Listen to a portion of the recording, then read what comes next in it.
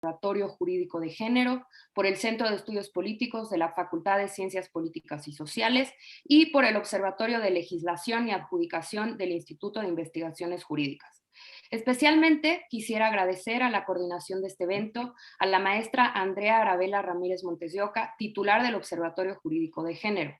El objetivo de este ciclo de mesas es lograr generar un espacio de discusión y ampliación del panorama de la agenda de género en nuestro país de cara a las próximas elecciones, justamente con el fin de lograr un voto informado en nuestra comunidad universitaria. Después de esta pequeña introducción, me presento, mi nombre es Sol Cárdenas Arguedas y tendré el honor de moderar esta mesa. Les comento a las participantes que las ponencias tendrán una duración de 10 a 12 minutos cada una. El orden de participación será el que se encuentre en el cartel y al final de la mesa abriremos un espacio para recuperar comentarios y preguntas de quienes nos escuchan. Sin más, me permito presentar a nuestra primera ponente, la doctora Rosa María Mirón Lince, quien es licenciada en Sociología, maestra y doctora en Ciencia Política por la Facultad de Ciencias Políticas y Sociales de la UNAM, profesora titular C de tiempo completo, definitiva, adscrita al Centro de Estudios Políticos de la Facultad de Ciencias Políticas y Sociales de la UNAM, es miembro del Sistema Nacional de Investigadores Nivel 2, del programa PRI de Nivel D y de la Red de Politólogas No Sin Mujeres. Fue investigadora invitada en el Instituto de Estudios Superiores Avanzados del Consejo Superior de Investigación Científica en Madrid, España. Se desempeñó como consejera electoral propietaria en el Consejo Local del IFE en el Distrito Federal durante el proceso electoral de 1997. Consejera electoral del Instituto Electoral del Distrito Federal de 1999 a 2006 y es autora de diversos libros en temas que se refieren al sistema político mexicano, partidos políticos, democracia, entre otros. Adelante, doctora Mirón. Muchísimas gracias, Sol. Bueno, es un gusto estar aquí con ustedes hoy y compartir la mesa con tan queridas amigas, viejas conocidas de estas aventuras electorales desde hace muchos años. Quiero también felicitar a la UNAM y en particular a los organizadores por este evento que me parece de la mayor pertinencia. Bien, durante la mayor parte de la historia, las mujeres hemos estado en desventaja legal, social, económica y cultural, relegadas de la vida pública y con ello de las decisiones. La mujer no fue considerada parte activa de la sociedad, ni siquiera por los filósofos griegos, ni siglos después por los teóricos más relevantes del contrato social. Basta leer a Hobbes, a Locke o a Rousseau para darnos cuenta del concepto que tenían de las mujeres.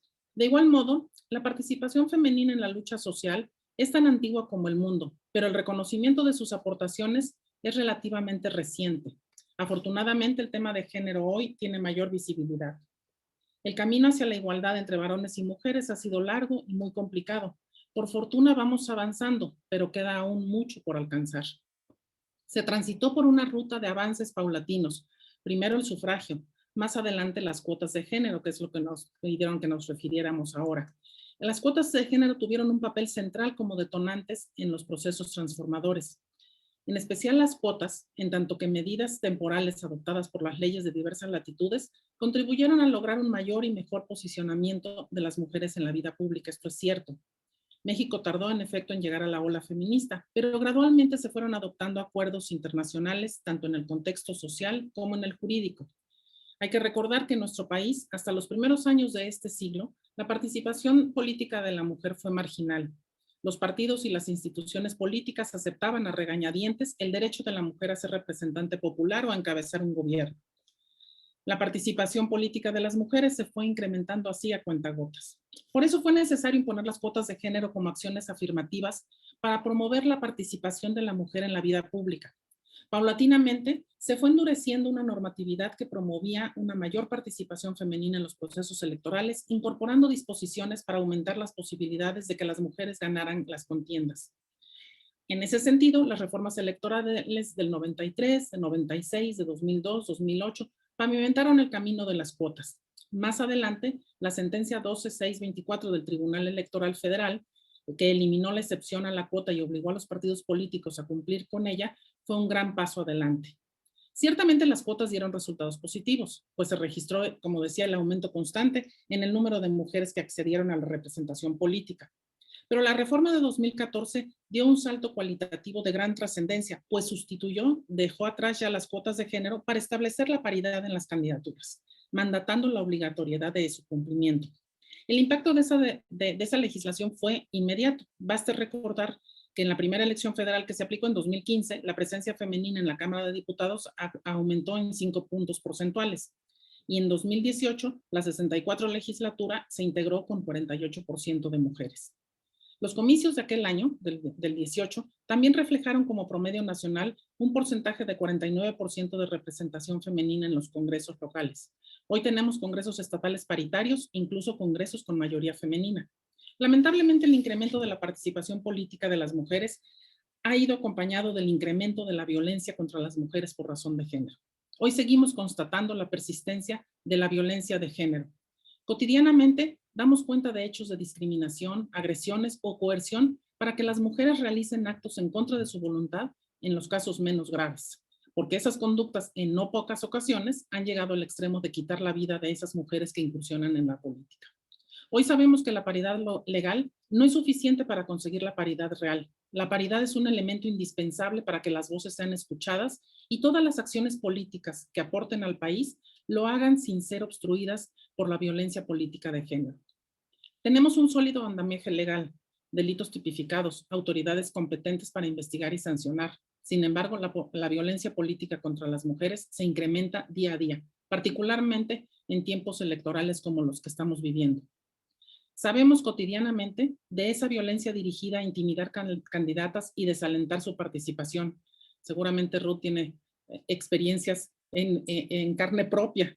Violencia que muchas veces es difícil de investigar y perseguir, como la violencia que se realiza a través de las redes sociales.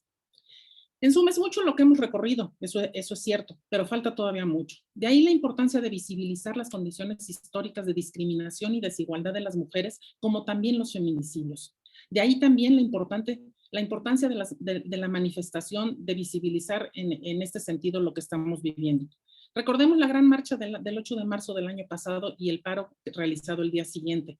Y recordemos también las acciones realizadas este año en plena pandemia y el muro en Palacio Nacional como un monumento a las víctimas de esa violencia. Ambos hechos, todos estos hechos, visibilizaron la dramática condición de las mujeres en México, pero desafortunadamente, desde entonces la situación ha empeorado. Cifras del Sistema Nacional de Seguridad Pública muestran que el año pasado, en 2020, en plena pandemia, fueron asesinadas 3,752 mujeres. El incremento de los feminicidios fue de 1,7 y la cifra dramática que conocemos, día a día 10 mujeres son asesinadas. Cada día son asesinadas 10 mujeres en nuestro país. Datos del censo muestran que 66 de cada 100 mujeres de 15 años y más han sufrido violencia. Es una situación intolerable. En México, además, la violencia contra las mujeres es sistémica y aumentó con la pandemia. Ahora estamos en peores condiciones. Sabemos que las llamadas a los sistemas de emergencia relacionados con la violencia de la mujer crecieron en 37% el año pasado, mientras que la violencia doméstica se siguió minimizando y la violación es ignorada. ONU Mujeres y el PNUD sostienen que precisamente la violencia contra la mujer se caracteriza por su invisibilidad, normalización e impunidad. Eso es precisamente lo que creo que tenemos que abatir. Para ello es preciso impulsar un cambio desde la sociedad que muestre que la visión machista es incompatible con la realidad actual. Hay que terminar con la tendencia a aceptar y normalizar la violencia, pues no solo constituye un peligro, sino un retroceso para la sociedad. Y las elecciones del mes que entra, del 6 de junio, nos dan una oportunidad. Es impostergable promover un cambio profundo en la sociedad, hacer a los partidos corresponsables de impedir la impunidad y conscientes a los gobernantes de que las acusaciones de las mujeres no pueden ser descalificadas o ignoradas. En un año electoral tan relevante como el que vivimos, esas actitudes deben tener una consecuencia en el terreno comicial. Hoy ya no basta con ganar presencia femenina en los cargos de elección popular, sin dejar de reconocer que esto es muy importante, pero es preciso también reducir la violencia política contra las mujeres en razón de género. No limitarse a hacer valer los derechos políticos de las mujeres, sino sobre todo sus derechos humanos. En esa tesitura vale la pena recordar que el INE aprobó la iniciativa 3 de 3 contra la violencia, con el objetivo de prevenir, atender, sancionar y erradicar la violencia contra las mujeres. Ahí quedó establecido que para ser candidato se requiere no haber sido condenado o sancionado por violencia familiar o doméstica, por delitos sexuales o cualquier agresión de género en el ámbito público y privado. Ese es un buen intento de erradicar la violencia, aunque no es claro que no resulta suficiente. Hemos visto, hay pruebas contundentes en este proceso. No voy a hablar de Guerrero, eso se lo dejo a Ruth. Debe acompañarse también de un cambio cultural, educativo y social que impacte las raíces de la hegemonía patriarcal. Es fundamental entonces que el movimiento feminista se haga presente en las próximas elecciones, sobre todo hoy que vemos cómo la violencia contra las mujeres es minimizada, por decirlo menos, por el presidente. Andrés Manuel López Obrador, quien se autodefine como un humanista, ha demostrado día a día ser ajeno a la violencia femenina, indiferente a los reclamos de justicia, insensible a las demandas de las mujeres. Sus reacciones a las demandas femeninas son sin duda una agresión a ellas mismas. Por eso me parece que el próximo 6 de junio debemos tener también presente la necesidad de construir una verdadera democracia que permita o que empiece por la integración y participación igualitaria de todas las mujeres. Muchas gracias. Muchas gracias, doctora Mirón. Me gustaría recuperar alguna de las ideas que señaló. Me parece fundamental este proceso histórico de las cuotas de género y sus impactos que tuvo en la representación descriptiva de las mujeres. Como señaló, misma que no ha estado exenta de violencia contra las mujeres, específicamente la violencia política contra ellas, y que además se ha incrementado. Me parece sustancial esta importancia de impulsar un cambio cultural y social desde la sociedad. Estas elecciones nos dan esa oportunidad y tienen que además tienen los partidos políticos para ser corresponsables. Un cambio, como señala usted, en las estructuras patriarcales. Y bueno, le daré la palabra ahora y primero la presentaré a la maestra María Teresa Lozano. Ella es maestra en Derecho por la Facultad de Derecho de la UNAM, en donde también cursó la licenciatura. Es candidata a doctora por el Instituto de Investigaciones Jurídicas de la UNAM, es profesora de la Facultad de Derecho de la UNAM. Del 2007 a la fecha ha participado en diversos proyectos de investigación y docencia relacionados con los derechos humanos de las mujeres, en especial sobre el derecho de las mujeres a una vida libre de violencia. Ha impartido cursos, talleres y conferencias relacionados con el tema de los derechos humanos de las mujeres en diversas instituciones, tanto públicas como privadas. Sin más, le cedo la palabra, maestra. Muchas gracias. Bueno, pues primero que nada, desde luego agradecer la invitación a Andrea, a la maestra Sol, a la Facultad de Derecho. Y bueno, ¿puedo compartir pantalla? Sí, maestra, por Sí, supuesto, ¿verdad? está abierto. Ok, gracias. Bueno, yo quiero, el tema que voy a desarrollar es un poco lo que ha sido los hallazgos dentro de mi trabajo de investigación, ¿no? Mi tesis de investigación son los derechos político-electorales de las mujeres indígenas, concretamente del municipio de Cuetzalan, en el estado de Puebla. Y dentro de los hallazgos, y ahora que, bueno, que me hacían favor de invitarme a este evento, uno de los hallazgos fue precisamente el condicionamiento del voto, ¿no? Entonces, de ahí que yo he titulado esta presentación como el condicionamiento del voto como una forma de violencia política de género y en concreto en las mujeres indígenas, ¿no? El condicionamiento del voto es, pues, finalmente un intercambio de bienes y o servicios a cambio de del apoyo político o de votos, ¿no?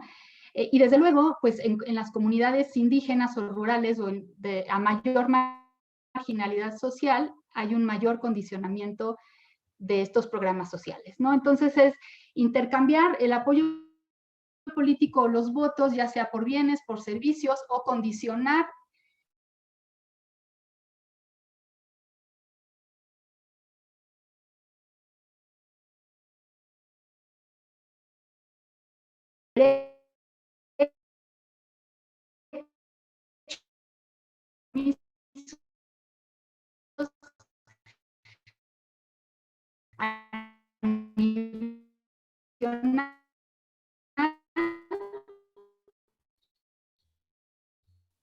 Maestra Maritere, no la escuchamos.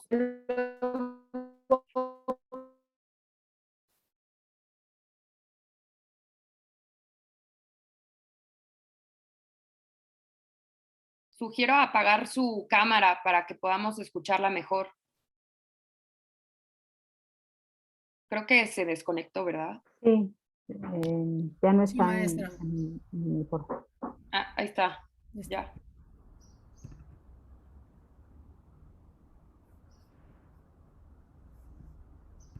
Maestra María Teresa, tiene apagado Bien, su ya. micrófono. Gracias. No puede existir la democracia si la mitad de la población, en este caso las mujeres, pues no están incluidas en la toma de decisiones, ¿no? La Plataforma de Acción de Beijing establece que no, si bien no establece la violencia política de género como un tipo de violencia, pues sí establece la necesidad, ¿no? Y con ello los estados se obligan a buscar esta paridad entre los géneros, ¿no? De la que hablaba la maestra Rosa María, y se obliga también a alentar la mayor participación, en específico de las mujeres indígenas, ¿no?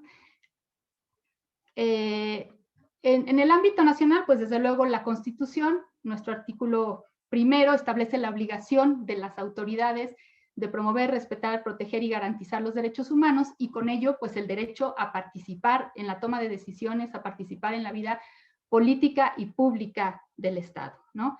El artículo segundo habla de la autodeterminación de los pueblos indígenas, es decir, se reconoce el derecho de los pueblos y comunidades indígenas a organizarse conforme a sus usos y costumbres tradicionales, desde luego, siempre y cuando no vulneren los derechos de las mujeres, ¿no? Y de manera importante establece ese artículo que se debe garantizar el derecho de las mujeres indígenas a votar y ser votados, ¿no? A nivel ya legislativo tenemos, bueno, la Ley General de Igualdad entre Hombres y Mujeres, que establece como una de sus acciones la de, a cargo de las autoridades, fomentar la participación y representación política de las mujeres, ¿no? La Ley General de Acceso de las Mujeres a una Vida Libre de Violencia, recientemente reformada el año pasado, incluyó ahora sí la violencia política como un tipo de violencia en razón de género, ¿no? Y señala que es toda acción u omisión basada en género, es decir, basada en contra de la mujer por el simple hecho de ser mujer, ¿no? Y que menoscabe el ejercicio efectivo de sus derechos político-electorales. Bueno, igualmente, por otro lado, ¿no? La ley de delitos en materia electoral establece, ¿no? Como un delito a quien solicite votos por paga, ¿no? O presione a asistir a eventos proselitistas, a votar o abstenerse de votar por determinado candidato o candidata, a quien amenace con suspender los beneficios de los programas sociales, a quien solicite u ordene evidencia en sentido de su voto, o a quien organice una reunión o transporte a los votantes o a las votantes el día de la jornada electoral, ¿no? Si bien tanto hombres y mujeres pueden ser pues víctimas, ¿no? del condicionamiento del voto, siendo que las mujeres son las principales beneficiarias de los programas sociales, pues me voy a enfocar, ¿no? En que en este caso, pues las mujeres son quienes más son, por lo menos dentro de los hallazgos en esta comunidad indígena, pues son quienes más se ven manipuladas, ¿no? Por ejercer el voto en cierto sentido, ¿no? Entonces, derivado de este trabajo de campo, hemos dado cuenta que hay 4 fenómenos principales que dan cuenta de esta manipulación, ¿no? Uno sería el compromiso moral, otro sería el temor a perder los beneficios, la obligación de dar como un valor entendido, ahorita les voy a explicar, y la llegada de los partidos políticos a las comunidades indígenas, ¿no? Ahí en la fotografía es el día de la elección del 2018, en una comunidad la más alejada del municipio, también con el más alto grado de marginalidad, ¿no? Donde pues muchas mujeres ni siquiera hablan el español, y pues como ustedes pueden ver ahí hubo una participación elevadísima, ¿no? Y esa alta participación política, pues una de mis hipótesis es que precisamente se debe, ¿no? A este condicionamiento del voto. En cuanto al compromiso moral, ¿no? Y aquí tengo como algunos derivado de las entrevistas, ¿no? Que llevé a cabo, pues las personas de la comunidad son gente buena, ¿no? Las mujeres son gente buena y noble, y de verdad se sienten comprometidas moralmente a que si reciben un beneficio por parte de una candidata, de un candidato, de un partido político, pues sienten ese compromiso moral de retribuir el favor, ¿no? Además, hablando del sistema normativo indígena, ¿no? Que si bien no se reconoce en ese municipio, no se rige bajo sus usos y costumbres, sí existe un sistema normativo indígena que rige las comunidades, ¿no? Y de acuerdo a este sistema normativo indígena, pues las personas saben que tienen que actuar bien, ¿no? Que no tienen que ofender, que tienen que hacer el bien, ¿no? Y que si alguien les llega a regalar algo, pues sienten la necesidad de retribuir este gesto. Esta necesidad de actuar bien va más allá, ¿no? Del miedo a una sanción, ¿no? Sino es una cuestión más, pues, de su cosmovisión. El temor a perder los beneficios, ¿no? Desde luego, pues viven en un muy alto grado de marginalidad, con unas condiciones muy precarias y realmente reciben amenazas de que los pocos beneficios con los que luego ellas sostienen a sus familias, pues se ven amenazadas con perderlos en caso de no votar por las personas que les son indicadas, ¿no? Por los candidatos o las candidatas que les son indicados.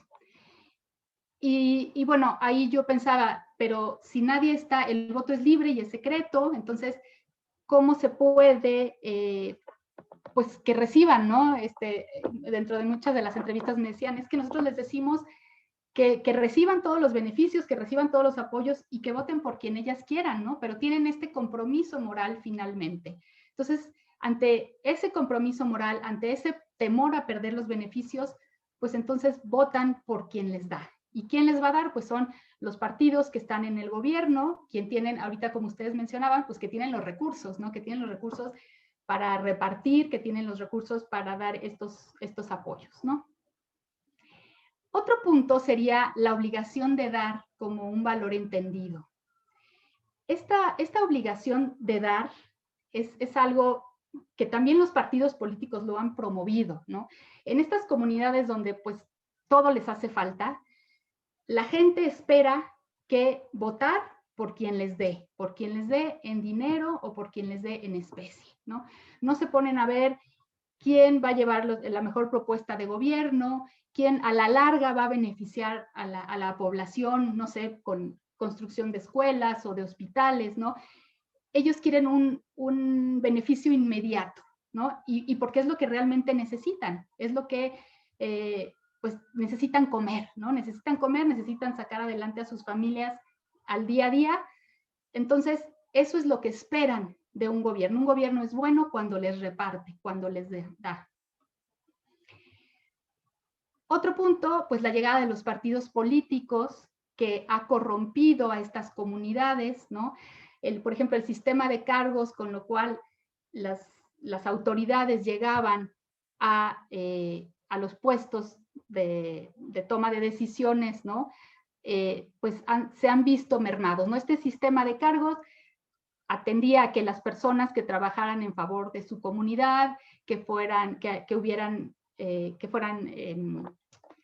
honrados y honradas, que hicieran cosas por la comunidad, entonces eran quienes merecían llegar a tener estos puestos de autoridad, ¿no?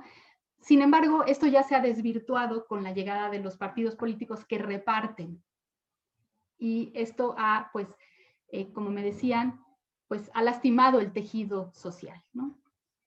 Bueno, ya para terminar, los partidos políticos han aprovechado la situación de pobreza y la siguen aprovechando por la que atraviesan las personas del municipio para manipular su voto, ¿no? Hombres y mujeres de la comunidad se sienten comprometidos moralmente a retribuir a quien las y los beneficia. Temen perder los pocos beneficios obtenidos para sacar adelante a sus familias. Dichas conductas, desde luego, son contrarias a los derechos humanos, están castigadas, ¿no? por la legislación en la materia, son delitos que se castigan inclusive con cárcel y deben ser denunciados y castigados. Y finalmente, pues lo que yo he visto es que es fundamental recuperar estos valores comunitarios, ¿no? Y que se fortalezca la idea de que quien trabaja en favor de la comunidad es quien merece estar al frente y no quien tiene el recurso para repartir y beneficiar a las personas de manera inmediata, pero no a largo plazo, ¿no? Bueno, pues yo con esto termino y de nuevo muchas gracias. Muchas gracias, maestra, por presentarnos los hallazgos en su trabajo de investigación sobre el condicionamiento del voto como una forma de ejercer violencia política de género, un estudio de caso, Cuetzalan.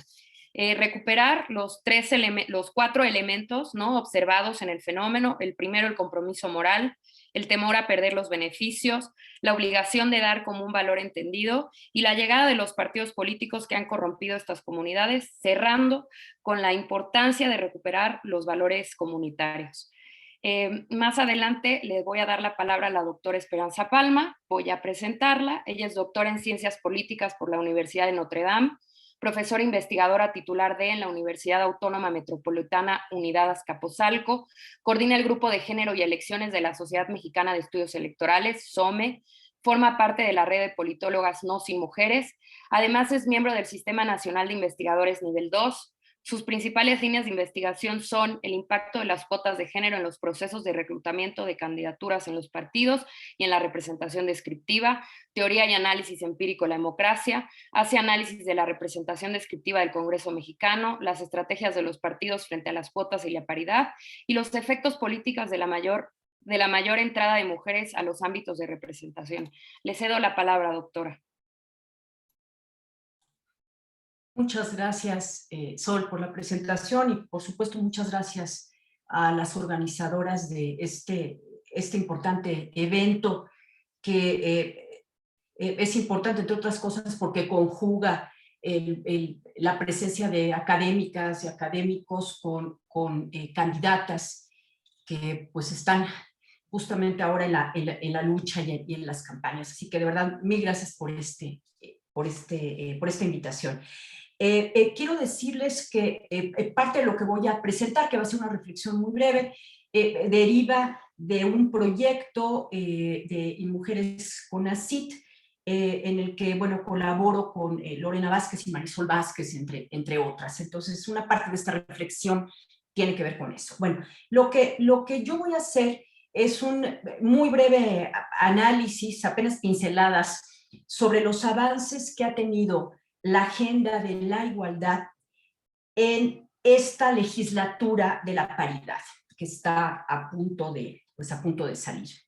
Voy a mencionar algunas de las leyes emblemáticas que fueron aprobadas por esta legislatura, pero también algunos de los temas pendientes en materia de paridad y de agenda por la igualdad.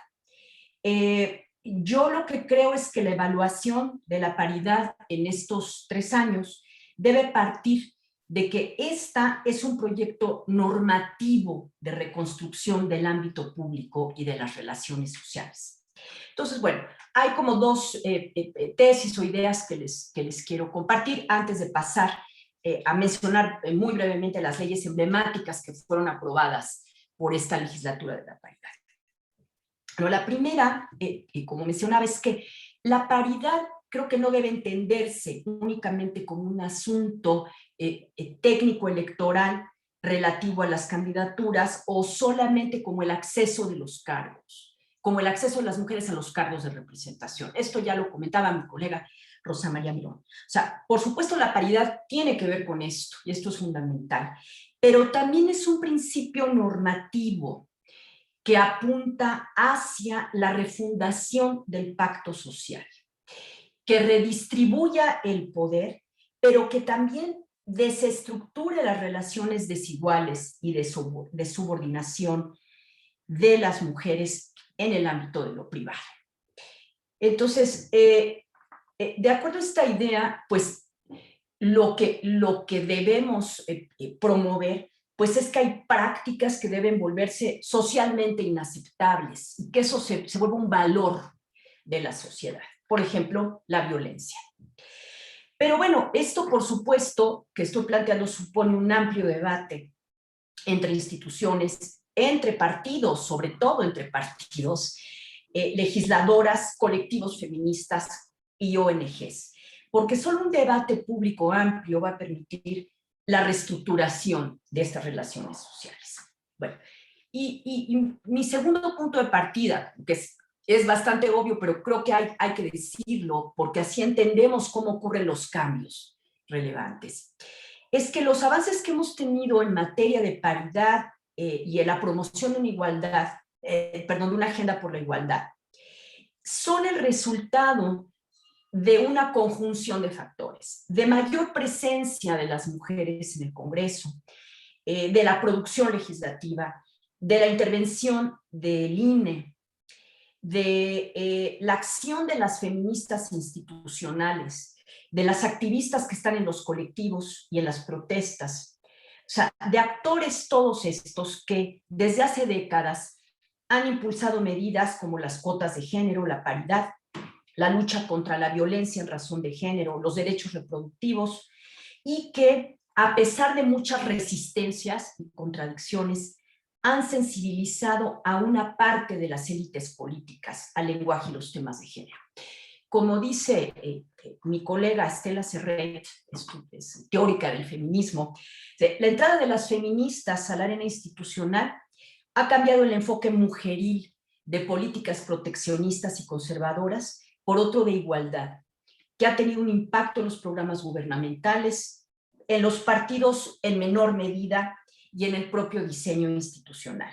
Y ello se refleja en muchos decretos de varias legislaturas, pues desde la tipificación del feminicidio en 2011 hasta la aprobación de la paridad en 2014, luego la paridad en todo en esta legislatura de la paridad y el delito de la violencia política en razón de género, entre muchas otras.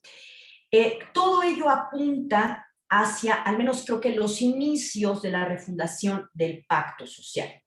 Sin embargo, como decía Rosa María Mirón, los decretos, por supuesto, pues no son suficientes para combatir un conjunto de problemas y para cambiar en inmediato las prácticas culturales. Bueno, entonces me voy a referir a estos avances que tuvimos. Bueno, primero, fíjense, pensando en la producción legislativa, de los decretos aprobados en esta legislatura, yo detecté hasta 137, pero a lo mejor me faltan algunos.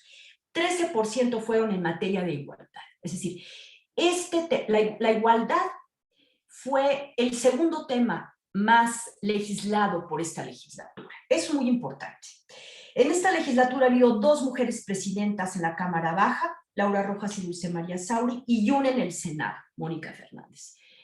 Esto es la primera vez que ocurre. Tenemos una serie de decretos emblemáticos. La paridad en todo, a la que ya se han referido antes mis colegas.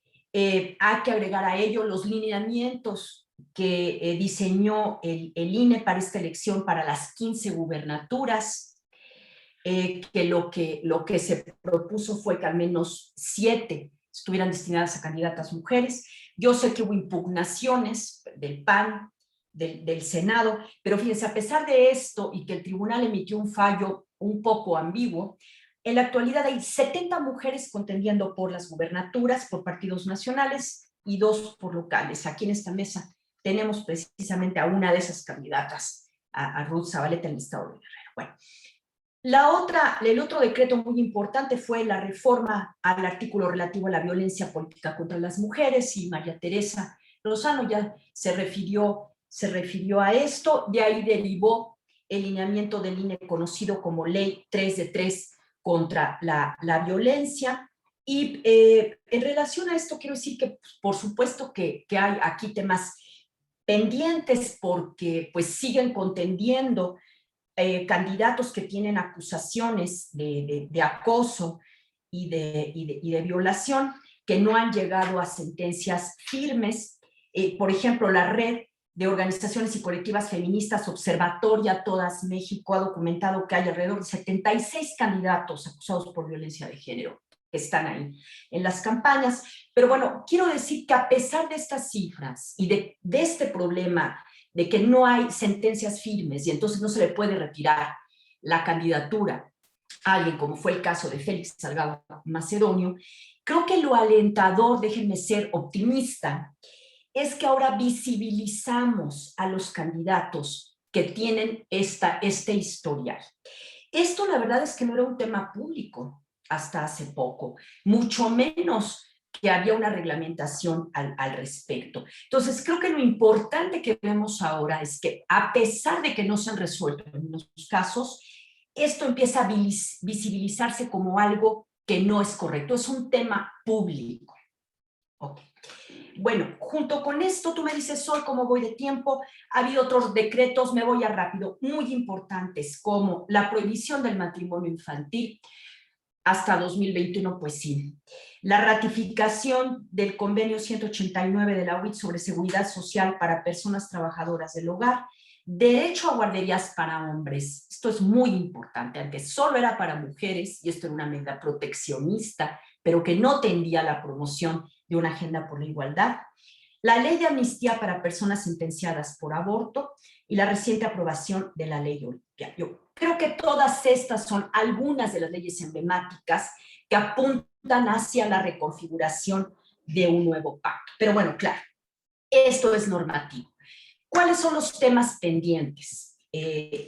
Ya para ir cerrando, ya se refería a Rosa María a algunos de ellos. Primero, los feminicidios no han disminuido. Tenemos alrededor de 10 feminicidios diarios. Y fíjense, junto con esto, en lo que va de este sexenio, hemos tenido recortes presupuestales a instituciones de atención a víctimas. El presupuesto federal etiquetado para programas de igualdad de género aumentó en 2021 en un 20%. Pero fíjense, está etiquetado para programas como pensión para adultas mayores, que no está diseñado con una perspectiva de género. Además, disminuyó el dinero para refugios de mujeres y desapareció el programa de derechos indígenas por decreto, de donde salía el presupuesto para las casas de atención a mujeres indígenas y afromexicanas. Entonces, ahí tenemos también una contracorriente, un problema que tiene que ver con el presupuesto destinado a estas instituciones. Hay otro tema que para mí es clave. El debate de la interrupción legal del embarazo está estancado en el Congreso. Eso fue algo que no sacó esta legislatura. Y eso es un gran problema. Miren, desde 2018 se presentaron alrededor de 11 iniciativas en esta materia y todas se quedaron en comisiones. Únicamente Oaxaca, durante estos 3 años, fue la entidad que aprobó la ILE. Entonces, este es, por supuesto, un tema muy divisorio entre bancadas, dentro de los propios grupos parlamentarios. Por supuesto que no todas las mujeres como electorado, pero como legisladoras están de acuerdo con este tema. O sea, sé que es un tema muy divisorio, pero que es un tema urgente sobre el cual se tendría que legislar y no se hizo. Hay brechas de género, por ejemplo, en el ámbito laboral. Estaba viendo datos de la Encuesta Nacional de Ocupación y Empleo. 7 de cada 10 mujeres ganan máximo 2 salarios mínimos y hay una muy baja presencia de las mujeres en puestos altos y mejor pagados y calificados. Eso, digamos, en contraste con el acceso que han tenido las mujeres a los cargos de representación. Y ahora sí, ya para concluir. Quiero decir que también hay un tema muy complicado que hemos visto en estos 3 años, y Rosa María Miró ya hacía referencia también a él. Creo que hay un ambiente político adverso al movimiento feminista que ha sido tan vital en estos últimos años en nuestro país. Como plantea mi colega Daniela Cerva, que ha escrito mucho sobre esto, la cuarta ola de feminismo tiene como objeto de reclamo a la autoridad, ya sea el Estado o las universidades, por ejemplo, por ineficacia frente al feminicidio, frente a la desaparición, frente a la violación y casos de acoso. Y con lo que se ha topado, fíjense, el movimiento feminista es con una posición oficial que invalida su palabra, lo cual provoca una segunda indignación. Había una indignación primera contra las instituciones y la respuesta desde el gobierno lo que ha hecho es provocar más indignación frente al gobierno. Y esto es un problema muy grave, porque además, fíjense, al criminalizar la protesta feminista se contribuye, tal vez sin quererlo, desde el gobierno, a la normalización de la violencia. Es decir, se transmite además la idea de que las feministas son irracionales, son violentas, y eso borra la importancia o desdibuja la importancia de los temas que colocan en el debate público. Entonces, eso no ayuda a la reconfiguración de un nuevo pacto social. Bueno, lo dejo hasta aquí. Muchísimas gracias por su atención. Muchas gracias, doctora, por su análisis sobre los avances que ha tenido la agenda de la igualdad en esta legislatura de la paridad, mencionando las leyes emblemáticas y pendientes. Me gustaría recuperar algunas de sus ideas. Como mencionó, necesitamos la refundación del pacto social y no perder de vista los temas pendientes como la disminución del presupuesto para atender la violencia contra las mujeres, el hecho de que ha quedado estancado el tema de las mujeres a decidir sobre su cuerpo, es decir, el aborto, que además es un tema urgente sobre el que hay que legislar, y el tema de que hay un ambiente político adverso hacia los feminismos y la normalización de la violencia contra las mujeres. Le daré la palabra ahora a la doctora Andrea Samaniego Sánchez, la presento. Ella es licenciada en Ciencias de la Comunicación, maestra en Estudios Políticos y Sociales, doctora en Ciencias Políticas y Sociales con orientación en Ciencia Política. Se ha enfocado a los problemas de la sociedad contemporánea, producto de la globalización, a partir del análisis del discurso. Es profesora titular de la Facultad de Ciencias Políticas y Sociales de la UNAM. Ha estudiado temas referentes a la ciencia política con una perspectiva propia de las ciencias de la comunicación y con ello tener un panorama interdisciplinario. Desde hace 5 años he estudiado el discurso presidencial mexicano como una forma de hacer política y entender al Estado dentro de la globalización. De igual manera, se ha interesado y ha investigado sobre la violencia política de género y cómo es tratada en los medios de comunicación. Es miembro de la red de politólogas No Sin Mujeres. Adelante, doctora Andrea. Hola, muchísimas gracias. Gracias por la invitación, por abrir estos espacios a la Facultad de Derecho, a la Facultad de Ciencias Políticas y Sociales, al Observatorio Jurídico de Género y a todas mis colegas que hoy me acompañan y que para mí es un honor escucharlas y ver que desde distintos ámbitos estamos trabajando este tema. Yo voy a exponer en esta ocasión sobre cómo se dio esta apertura o este reconocimiento de los derechos políticos de las mujeres, atendiendo el llamado de esta mesa y pues analizar un tanto pues, cómo fue el debate para la incorporación o para el reconocimiento de los mismos. Empiezo. El camino para la incorporación de las mujeres a todos los espacios públicos no ha sido fácil. Se argumentaba, sin razón alguna, que el ámbito donde debíamos desenvolvernos era el privado, y por lo tanto no había necesidad de modificar las leyes para incluirnos en el espacio público. Desde las luchas feministas antes y durante la Revolución Francesa, así como aquellas de corte liberal, se buscó el reconocimiento pleno de nuestros derechos, incluido el político de votar y ser votadas. En materia político-electoral, en México la discusión sobre otorgar a las mujeres sus derechos políticos no estuvo ajena a la disputa.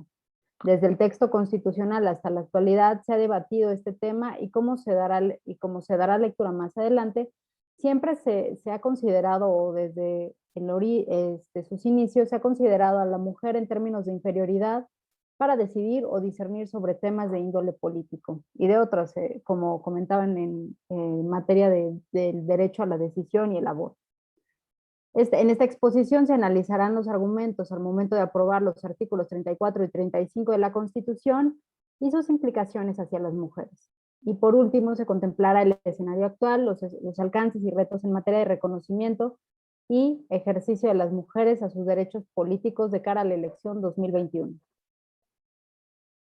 Desde las proclamas de la Revolución Francesa, en donde Olympe de Gouges, que considera se ha invisibilizado a la mujer como una parte activa e importante del movimiento, hasta los textos de Mary Wollstonecraft, que denuncia los roles construidos por la sociedad para cada uno de los géneros, en donde la mujer se le relega a la casa, el debate por la inclusión de las mujeres en espacios de deliberación pública se encuentra en el seno mismo del desarrollo de las democracias liberales. Bien lo explica Carol Pateman Los teóricos liberales que dieron las bases al modelo democrático cuando hablaban del ciudadano, en realidad hablaban del hombre en su actividad política, y también lo comentaba esto la doctora Rosa María Mirón. El siglo XIX se mostró como un periodo de muchas demandas, no solo feministas, sino por los derechos laborales, por los derechos políticos de otras clases y de otros actores del escenario público. Fue un cambio en los estamentos de aquellas instituciones que habían funcionado y que daban paso a unas distintas. Por ello, durante los años posteriores a la Revolución Francesa y que dieron como consecuencia movilizaciones a lo largo y ancho de Europa, se consolidó la apuesta democrática como una respuesta contra el absolutismo monárquico y al mismo tiempo contra las convulsas revolucionarias. La democracia vista así fue la solución a los conflictos, la apertura a espacios de deliberación y de decisión, pero se convirtieron en espacios en los cuales las mujeres no estábamos incluidas. En la perspectiva ilustrada feminista, el primer paso para el reconocimiento de todos los derechos era que se nos permitiera votar y ser votadas. De esta manera, se podía conseguir desde el legislativo hacer leyes más justas hacia nosotras y que se nos reconocieran otra serie de derechos negados, como tener una propiedad, abrir una cuenta de banco, por mencionar algunos nada más. A finales del siglo XIX y principios del XX, algunas de las proclamas liberales feministas se escucharon y obtuvieron el reconocimiento al derecho al voto en Nueva Zelanda, Finlandia, Noruega, Dinamarca, Estados Unidos, Suecia, solo por mencionar algunos ejemplos. Pero, ¿qué ocurrió en el contexto nacional? El debate internacional que posicionaba el tema del derecho al voto de las mujeres no fue ajeno al contexto nacional. Las demandas por la incorporación de las mujeres a los espacios de decisión pronto se escucharon durante y después del movimiento revolucionario de inicios del siglo XX mexicano, que cuestionaba la idoneidad de otorgarnos o no el voto. Así, sufragistas y antisufragistas se posicionaron sobre la materia e impulsaron su propia agenda, que llegó a Querétaro para su análisis. Al momento de redactar la Constitución de 1917, en lo que respectan los artículos 33 y 35 sobre el derecho al voto, se prefirió una redacción neutral que dejaba dudas en tanto no se sabía si esta redacción incluía o no a la mujer, pues se indicaba que cualquiera que cumpliera con el requisito de ser mexicano podía ser votado en las elecciones. El texto legal era muy general al señalar: son ciudadanos de la República todos los que, teniendo la calidad de mexicanos, reúnan además los siguientes requisitos: haber cumplido 18 años, siendo casados, o 21 si no lo son, tener un modo honesto de vivir. Esos eran todos los requisitos. Y para esta situación el artículo 34 es importante porque, tomando tal cual está, le otorgaba facultades a las mujeres que indicaban, pues son prerrogativas del ciudadano votar en las elecciones populares y poder ser votados en los cargos. Al darse cuenta de esta situación, el legislador Félix Pallavicini declaró en la sesión del Constituyente del viernes 26 de enero de 1917, pues así declara, ¿no? El dictamen dice que tienen voto todos los ciudadanos. Está en el nombre genérico. Esta misma redacción tenía la adición que existe en la Constitución de 1857 y que se conserva hoy. Y yo deseo que se aclare la comisión en qué condiciones quedan las mujeres y si no estamos en peligro, que se organicen para votar y ser votadas. Las palabras de Pallavicini son importantes y hay que recalcarlas. Es un peligro que las mujeres se organicen y voten. Si bien el argumento que él esgrimía y que compartía con algunas antisufragistas como Inés Malváez, es que las mujeres, al estar menos instruidas que los hombres, serían más influenciables por parte del clero. Es decir, era una postura anticlerical. Sin embargo, entraña profundas raíces misóginas sobre la capacidad intelectual y de discernimiento de las mujeres, puesto que, bajo ese mismo principio, debió establecerse un voto restrictivo que segregara a los hombres de clases bajas, que tampoco tuvieran instrucción y por lo mismo fueran influenciables por la Iglesia Católica Mexicana. Pero no, esto no fue estipulado en la Carta Magna. Inclusive, si nosotros revisamos, Venustiano Carranza llegó a declarar en un discurso denominado El porqué de las reformas a la Constitución de 1857 lo siguiente: la revolución que capitanearon los caudillos que enarbolan la bandera de Ayutla tuvo por objeto acabar con la dictadura militar y con la opresión de las clases en que estaba concentrada la riqueza pública. Y como aquella revolución fue hecha por las clases inferiores, por los ignorantes y los oprimidos, la Constitución de 1857, que fue su resultado, no pudo racionalmente dejar de conceder a todos, sin distinción, el derecho de sufragio, ya que habría sido una inconsecuencia negar al pueblo todas las ventajas de su triunfo. La revolución que me ha cabido en suerte dirigir ha tenido también por objeto destruir la dictadura militar, desentrañando por completo sus raíces y dar a la nación todas las condiciones de vida necesarias para su desarrollo. Y como han sido las clases ignorantes las que me han sufrido, porque son ellas sobre las que han pesado con toda su rudeza el despotismo cruel y la explotación insaciable, sería, ya no diré, una simple inconsecuencia, sino un engaño imperdonable quitarles hoy lo que tenían anteriormente conquistado.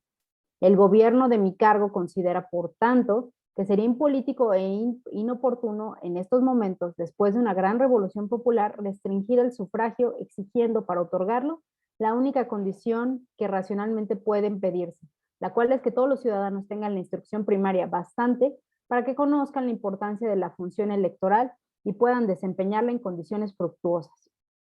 La mención de Carranza es importante porque, si bien por un lado declara que se respetarán los derechos de todos, no nos está considerando a las mujeres en su argumentación, sino que hace una distinción entre hombres por su clase social y su instrucción educativa, es decir, se repite aquello que denunciaron en su momento las revolucionarias francesas. Las mujeres no estamos incluidas en la categoría democrática del ciudadano mexicano. La redacción del texto constitucional se mantuvo tal cual, en su forma neutral, y así como ocurrió ocurrió que la ley electoral del 6 de febrero de 1917 posibilitó que Ermilia Galindo se postulara para elecciones a diputada general. Al darse cuenta que se abría esa posibilidad, hicieron una reforma después para evitar que las mujeres accedieran al cargo. En la ley para elección de poderes federales. Esta ley impedía el acceso de las mujeres a cargos de elección popular. Cabe destacar que a pesar de que la ley federal en materia impedía el acceso de las mujeres en las legislaciones de Yucatán, San Luis Potosí y Chiapas, este derecho no estaba negado. La situación en los años 30 surge el Frente Único Pro Derechos de la Mujer, compuesto por más de 800 agrupaciones y cerca de 50,000 miembros de todas las ideologías que solo tenían como objetivo que las mujeres pudieran votar y ser votadas. Pasamos a la administración de Lázaro Cárdenas, en donde se promovió la reforma al artículo 34, en la cual se iba a incluir a las mujeres en la descripción de este mismo artículo. Pero esta reforma no se llevó a cabo porque, entre otras cosas, el presidente tenía temor que los votos de las mujeres se decantaran por el candidato de la oposición, Juan Andreu Almazán, que era apoyado por sectores de la derecha nacional. Es decir, otra vez se cree que las mujeres no tienen capacidad de discernimiento y otra vez se hace o no se hace una reforma en materia electoral por temor a que seamos influenciables o por temor a que no tengamos nosotros discernimiento sobre lo que vamos a hacer. Más adelante, en 1900, el debate sobre la posible reforma a la ley electoral de poderes federales, que era la que indicaba en su artículo 37 que solo podían ser elegidos hombres o ciudadanos varones, permite un estudio del Frente de Abogados Socialistas que consideran que la normatividad que les comento, la ley electoral de poderes federales, era inconstitucional, pues la Carta Magna no establecía género alguno en su artículo 35. En su estudio sobre la ley, proponen reformar el artículo 35, otorgando derechos políticos a las mujeres, considerando lo siguiente, y cito: incluso se les debe de otorgar el derecho a votar y ser votadas, limitando este derecho para que disfruten del mismo únicamente los sectores femeninos identificados con las orientaciones impuestas por la ideología revolucionaria. O sea, a diferencia de lo que ocurría con los hombres, que ellos no tenían limitación alguna, sin importar la ideología que tuvieran, para las mujeres, este grupo de profesores o de abogados socialistas consideraban que debía de haber una restricción de carácter ideológico para que nosotros pudiéramos ejercer el derecho al voto. Sin embargo, bueno, se mantiene, o sea, en el sexenio de Lázaro Cárdenas no se reforma el artículo, sin embargo, se mantiene la presión de la agenda para otorgar derechos a las mujeres. Por ello, el presidente Miguel Alemán envía el 6 de diciembre de 1946 una propuesta de reforma del artículo 115 constitucional que permitiría que las mujeres participaran en elecciones municipales, mismo que fue publicado en el Diario Oficial de la Federación el 12 de febrero de 1947. Ya será con la administración de Adolfo Ruiz Cortines que el 17 de octubre de 1953 se reforma la Constitución, en específico los artículos 34 y 115, y con ello cumple su promesa de campaña. Y queda especificado que serán ciudadanos mexicanos los varones y mujeres, y con ello las mujeres conseguimos igualdad en derechos políticos. A partir de este momento, las mujeres votan, las mujeres votamos y somos votadas para cargos de representación popular, obteniendo, entre otros, los siguientes resultados. En 1954, Aurora Jiménez de Palacio se convirtió en la primera diputada federal por Baja California. En 1955, en las elecciones federales, se elige, además de Aurora Jiménez Palacio, a Marcelina Galindo Arce, Remedios Albertina Ezeta, Margarita García Flores y María Guadalupe Ursúa Flores. En 1958, Macrina Rabadán se convierte en la primera diputada propietaria de oposición. En 1964, Alicia Arellano Tapia y María Lavalle Urbina se convierten en las primeras senadoras. Y en 1979 tenemos a la primer gobernadora, Griselda Álvarez Ponce, gobernadora del estado de Colima.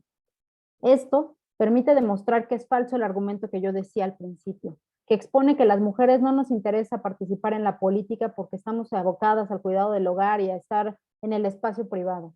Más bien, no participábamos porque la legislación no nos lo permitía, porque existen y además porque existen otro tipo de limitaciones estructurales que van mermando esta capacidad de incluirnos de forma sustantiva en el quehacer público. Es por ello que, considerando esta situación, una vez obtenidos los derechos políticos, la legislación ha buscado la inclusión de las mujeres vía las cuotas de género como acciones afirmativas o de discriminación positiva. De acuerdo con Jacqueline Pechard, existen 3 tipos de cuotas: las constitucionales, las legislativas y las de partidos políticos. Fue hasta la década de los años 90 que se estableció en el COFIPE que se van a establecer por primera vez las cuotas, y que en su artículo 175.3 establece que los partidos promoverán, en los términos que determinen sus documentos internos, una mayor participación de las mujeres en la vida política del país a través de su postulación a cargos de elección popular. 3 años más tarde, el mismo código indicaba que las organizaciones partidistas no debían postular más que 70% de candidatos de un solo género, es decir, que daba una relación 70-30. En 2008 se elevó el porcentaje de la cuota de género estableciendo 40%. En el marco del 50 aniversario del sufragio femenino en México, conmemorado el 11 de octubre de 2013, el entonces presidente Enrique Peña Nieto envió al Poder Legislativo una iniciativa de reforma para garantizar el principio de igualdad sustantiva a partir de la paridad, quedando establecido en el artículo 41 la democracia paritaria. Y recientemente las reformas del INE, denominadas paridad en todo, buscan consolidar aquello que ya está estipulado en la Constitución, es decir, obligan a los partidos a postular de forma paritaria a sus candidatos. Así concluyo. Si bien el trabajo de búsqueda por el reconocimiento de los derechos políticos de las mujeres tiene un largo trazado, y en el caso nacional más de un siglo de distintas luchas y proclamas, lo cierto es que aún nos falta desarrollar más acciones para que las mujeres podamos ejercer nuestros derechos políticos en un ambiente libre de violencia. Muchas gracias. Muchas gracias, doctora Samaniego. Recuperar, ¿no? Sobre el proceso histórico político para la incorporación de las mujeres en la política, partiendo, ¿no? Desde la Revolución Francesa con Olimpia de Gauche y la propuesta democrática liberal. El análisis que nos plantea pues se centró en estas proclamas feministas liberales que llevaron al voto de las mujeres y el proceso vivido en México, pasando por las constituciones del 57, del 17, el cardenismo, el periodo de Miguel Alemán, llegando hasta la década de los 90 con la incorporación de las cuotas de género hasta la fecha. Me quedo con esta frase: las mujeres no participábamos porque la legislación no nos los permitía. A continuación daré la palabra a la doctora Ruth Zabaleta. Ella es profesora y doctora por la Facultad de Derecho de la UNAM, conferencista de temas de igualdad de género, violencia contra las mujeres, división de poderes y partidos políticos. Reconocida como una de los 300 líderes en 2008, recibió la Medalla al Mérito Cívico Eduardo Nero en 2016, fue diputada federal en la 40 y 42 legislaturas, presidenta del Congreso de la Unión en 2007, jefa delegacional, diputada local, integrante del claustro de doctores de la Facultad de Derecho y del Consejo Mexicano de Asuntos Internacionales, coautora de libros sobre igualdad de género, política y división de poder, mujeres y poder, y temáticas dirigidas a la democracia, violencia política, paridad de género, entre otros temas. Sin más, le doy la palabra a doctora Zabaleta.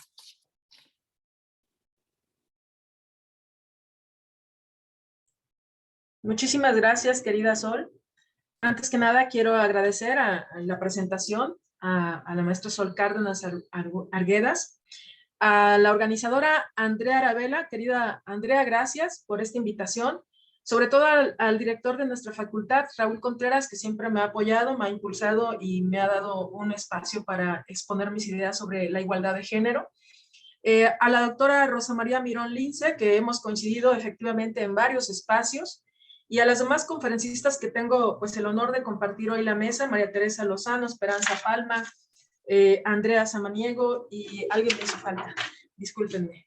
Bueno, les voy a contar una anécdota antes de comenzar. Si mis lentes se ven aquí muy reflejantes de la luz, discúlpenme.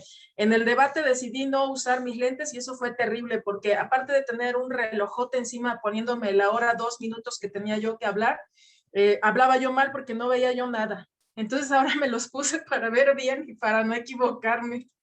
En fin, miren ustedes, como han escuchado, nuestro auditorio, a las brillantes ponentes, ustedes saben que pues, son personas que se han dedicado a la investigación, a la exposición respecto a estos temas, y que además la mayoría, o si no todas, somos feministas.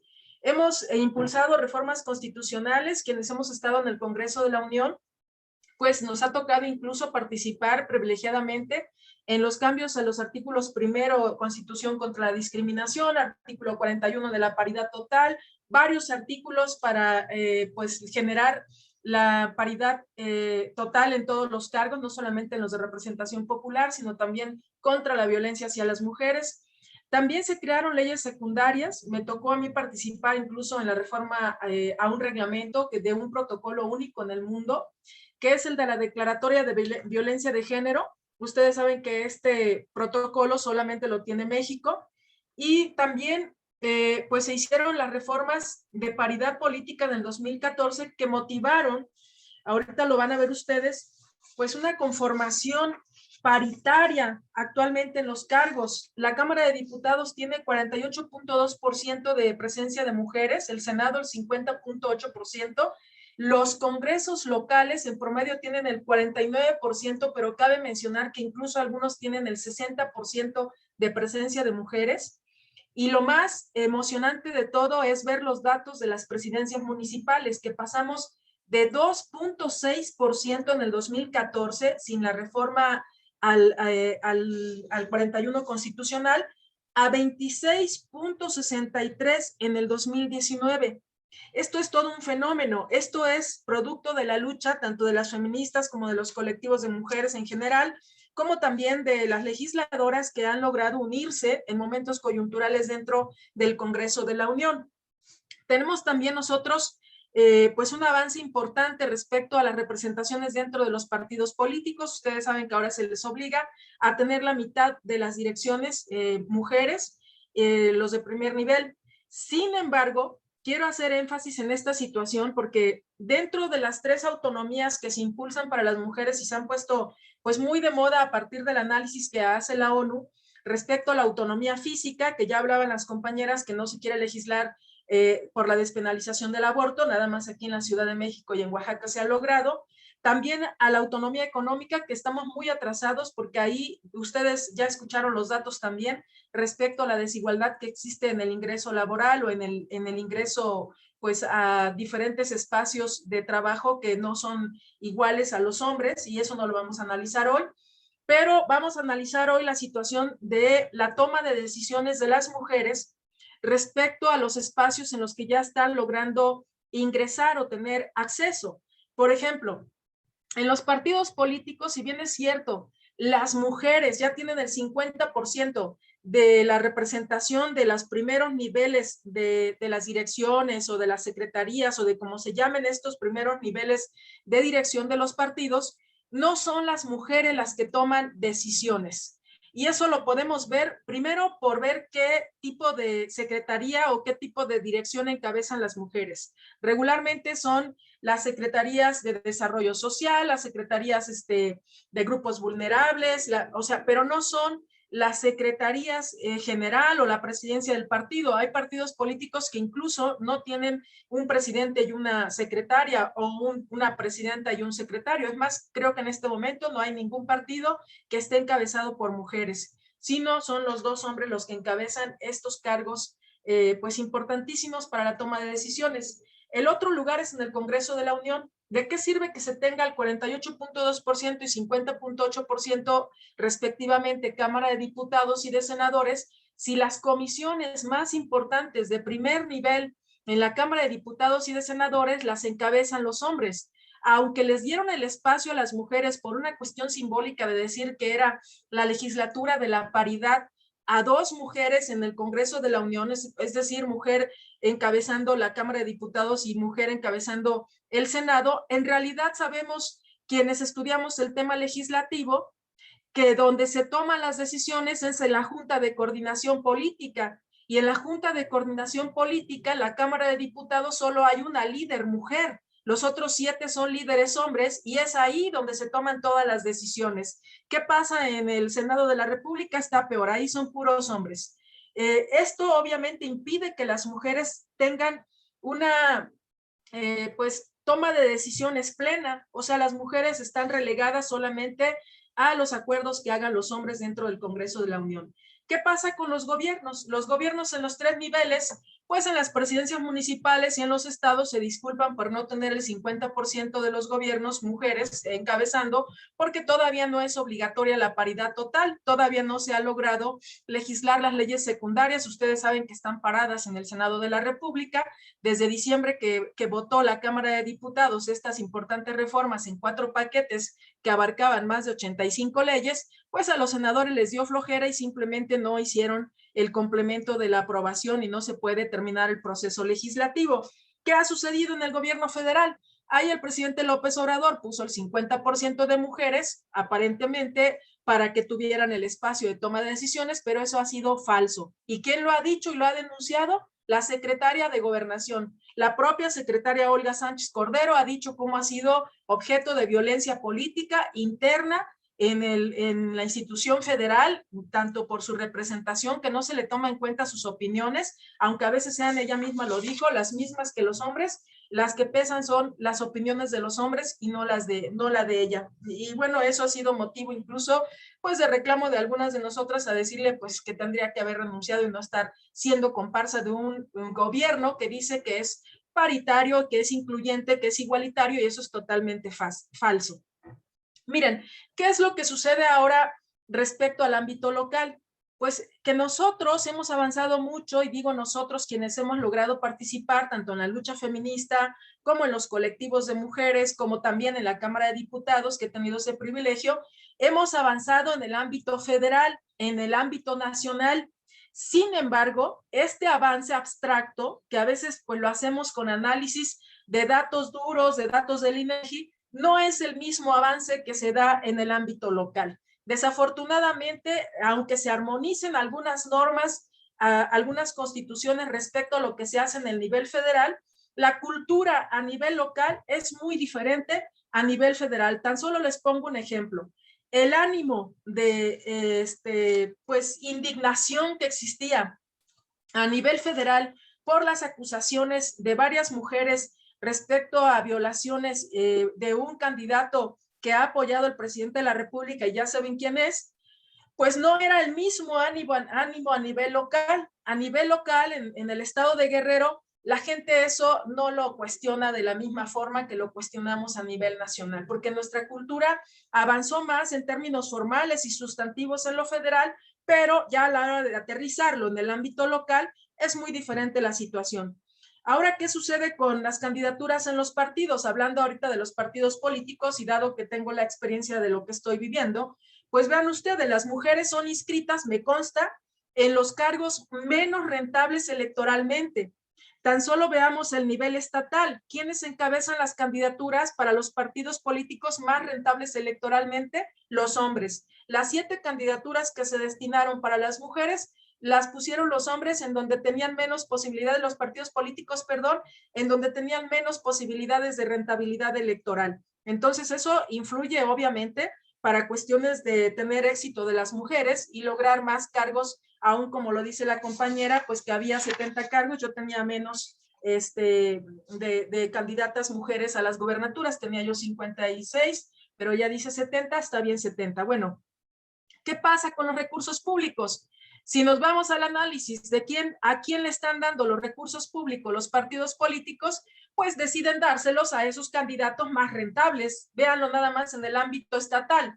¿Quiénes son los que sacan más spots? ¿Los hombres o las mujeres en los estados de la República? Dependiendo del partido político, cómo tenga su rentabilidad electoral. Si ven ustedes el caso de Nuevo León, ven ustedes el estado de Guerrero, ven ustedes el estado de no sé, el Estado de México, o sea, cualquier análisis que hagan, tanto en el ámbito estatal como de diputados federales y locales, se van a dar cuenta de lo que digo. Los spots los tienen los hombres, en donde va a haber mayor rentabilidad electoral por parte de los partidos políticos. O sea, no se le dan los mismos recursos, como siempre, a las mujeres. En el caso de las candidaturas municipales es más terrible la situación. Vean qué cosa yo he descubierto.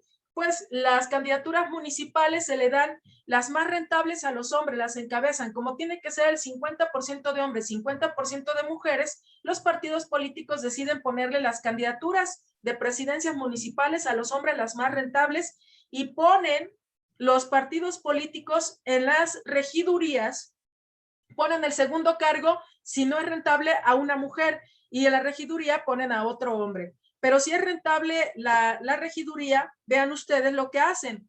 Ponen a una mujer en una presidencia municipal no rentable, buscan alguna compañera que pues se ilusione con la idea de que va a ser candidata. Seamos sinceros, no todos los partidos lograron poner mujeres profesionales de la política, sino muchas jóvenes que están emergiendo en el asunto político, pues se ilusionaron, se deslumbraron con ser candidatas, las ponen en las candidaturas a presidencias municipales y al regidor lo pone la dirigencia estatal del partido. El primer regidor es el que va a ganar, porque con los votos de las mujeres que impulsan a la presidencia municipal va a la planilla y gana el regidor. ¿Y qué están haciendo estos compañeros líderes de los partidos? Ponen a su novia, a su esposa, a su amigo o a su amiga en las regidurías, y eso se puede analizar desde el ámbito académico. Las invito a ustedes que están haciendo análisis a que revisen muy puntualmente sobre este asunto, porque me parece por decir una cosa mala de parte de los partidos, desleñable que ellos estén impulsando estas candidaturas, se las estén quedando. Me indigna además porque pues me he dado cuenta de lo que están haciendo con estas jóvenes. Es que la mayoría de jóvenes son de 23, 24, 25 años y son a las que pues impulsaron en estas candidaturas para jalar los votos. Son gente muy preparada incluso, tienen maestrías, tienen doctorados y están en el ámbito político pues emergiendo apenas, ¿no? Bueno, la otra cuestión, la de si alguna mujer ha sido candidata, vean ustedes, me pasa esto, si alguna mujer ha sido candidata o ha sido miembro de otro partido político, no saben los cuestionamientos que recibimos. ¿Por qué estás en tantos partidos políticos? Pero no se acuerdan que el presidente de la República también estuvo en varios partidos políticos. No se acuerdan que el canciller Marcelo Ebrard también estuvo en varios partidos políticos. No se acuerdan de los que están dirigiendo los destinos de nuestro país, que han transitado en varios partidos y que además ellos lo han hecho en los lugares donde van a tener mejores posibilidades de colocarse en los cargos. No necesariamente nosotras que luego vamos a rescatar a los partidos o a decir pues que les vamos a generar un porcentaje de aceptación de la gente que les permita mantener sus registros. No, ellos van a lo seguro, a los cargos donde se van a poder encabezar los destinos de nuestro país. Luego también la discriminación se recrudece en las zonas indígenas. Vean qué lamentable. En las zonas indígenas, que ni siquiera hay conectividad, ni siquiera hay manera de que las mujeres denuncien si son víctimas de violencia de género o cualquier violencia, cualquier tipo de violencia, pues ahí no sabemos ni siquiera cómo están decidiendo poner a las mujeres en los cargos populares. Las mujeres que logran tener un cargo popular, y que me impresionó mucho, una mujer indígena, la presidenta de Iliatenco, que ahora quiere ser reelecta, pues ha llegado pues otro partido político, no voy a decir su nombre, con muchísimos recursos, que ese es el problema, que algunos partidos políticos llegan con un morral lleno de dinero para poner 1000 espectaculares, para contratar convenios de los medios de comunicación, y que la mayoría de las mujeres no tenemos esos recursos. Entonces llegan a la montaña en Iliatenco, le ponen pues a la gente esto que había denunciado alguna de las compañeras que expuso, dádivas para la gente, y entonces pues la están descartando de la posibilidad de ser reelecta. Estamos luchando para que lo logre, pero en situaciones muy complicadas. Finalmente, el crimen organizado. El crimen organizado, pues, determina en algunas candidaturas si van a ganar hombres o mujeres, o incluso quiénes son los que van a ser los candidatos ganadores de cualquier partido. Ellos deciden qué partido en algunas zonas van a ser los que van a encabezar. Entonces, en conclusión, no importa la experiencia de las candidatas y candidatos, si sigue esta desigualdad que se hace a oídos sordos y ciegos, desleñable de los partidos políticos, otra vez lo vuelvo a decir, hay una deslealtad de estos partidos porque no están realmente impulsando la igualdad, la cultura de igualdad de las mujeres.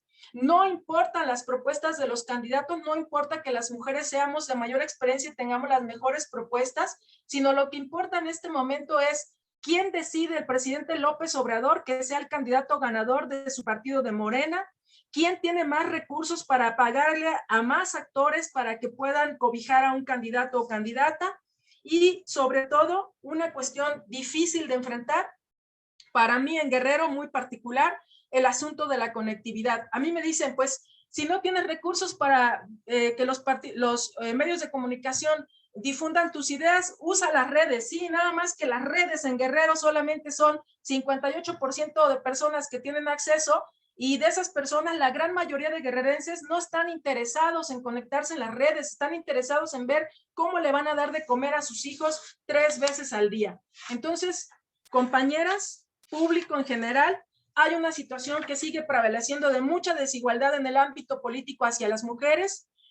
Yo creo que el Instituto Electoral tiene que ser más proactivo respecto al impulso de esta igualdad, de no violencia contra las mujeres, porque es violento que las mujeres tengamos una legislación que diga que podemos tener igualdad y en los hechos en realidad no se garantice esta igualdad que dicen que ya logramos en las leyes. Muchas gracias. Muchas gracias, doctora Zavaleta.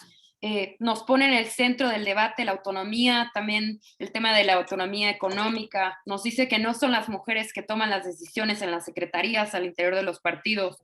Se pregunta, ¿de qué sirva que estemos presentes las mujeres si no estamos tomando las decisiones en el Congreso? Esto impide entonces que las mujeres tengan una mayor toma de decisiones, una toma de decisiones plena. En el ámbito local se ha ido avanzando, aunque se van armonizando las normas con lo federal, la cultura local es muy distinta. Las mujeres inscritas en las candidaturas, pues las que inscriben son las menos rentables o en donde tienen menores posibilidades de ganar. Lo mismo sucede con el tema de los recursos públicos. La discriminación se recrudece en las zonas indígenas, y el tema que nos mencionó sobre el crimen organizado, cómo está teniendo un papel relevante para determinar, para definir las candidaturas. Y al final lo que nos dice que no importa tanto la experiencia de esas aspirantes, sino porque justamente los partidos políticos no están impulsando una agenda y una cultura de la igualdad. Y pues bueno, una cosa es tenerlo en la legislación y otra cosa son pues estas reglas no escritas y los hechos. Sin más, hemos llegado al límite del tiempo. Esta mesa terminaba a la 1:20. Yo les agradezco muchísimo a las ponentes por su participación. Me pareció una mesa riquísima, de muchísima discusión y debate, y pues sin más yo daría por cerrada esta mesa, agradeciendo a todas y a todos los que nos están viendo. Muchas gracias. Gracias. Adiós. Gracias.